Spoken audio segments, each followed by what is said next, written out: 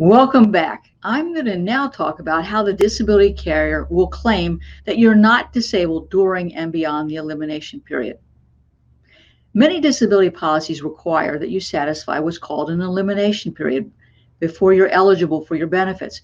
Now, an elimination period is that period of time that you have to be continuously disabled before being eligible to receive the benefits. The terms of an elimination period can differ from policy to policy. And in fact, sometimes the elimination period may require that you be totally disabled before you can claim what's called residual benefits, where you're working but not earning as much as you were making. Or some will say you have to be totally disabled before you are entitled to any benefits. You can see that it's crucial that you get out your disability policy and understand what the requirements are for satisfying the elimination period and the length of time that's required to satisfy an elimination period.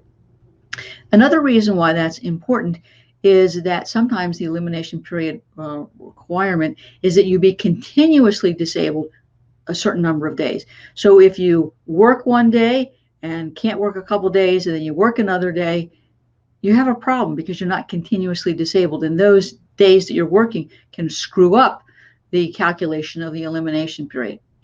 Now, your policy might define disability as the inability to perform the material and substantial duties of your occupation, or the inability to perform important duties of your regular occupation, or the inability to perform the duties of your occupation as performed in the national economy.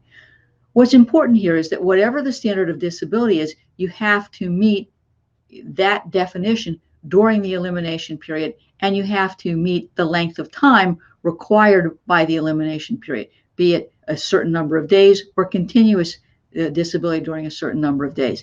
If you don't, the carrier is going to deny your claim.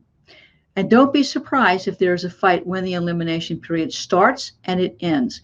So if you're in a situation where you're having difficulty working and you think that you are not going to be able to continue, you should really understand the definition of active at work so that you don't reduce your hours and lose your coverage because you're not working the correct number of hours to be actively at work, or that you just don't stop working because you can't do it anymore and you can't get in to see the doctor, or you don't think you need to see a doctor and it's okay if you just say you can't work. Because if you don't understand what it is you have to prove in terms of definitions of the disability, the elimination period, and the length of time, you can just destroy your claim. You're setting yourself up for a claim denial that can be hard to fix after the fact. In the next segment, I'm going to put this all together for you. I'm going to tell you the great story of how Mr. Chanhook overcame all of these coverage defenses, so stay tuned.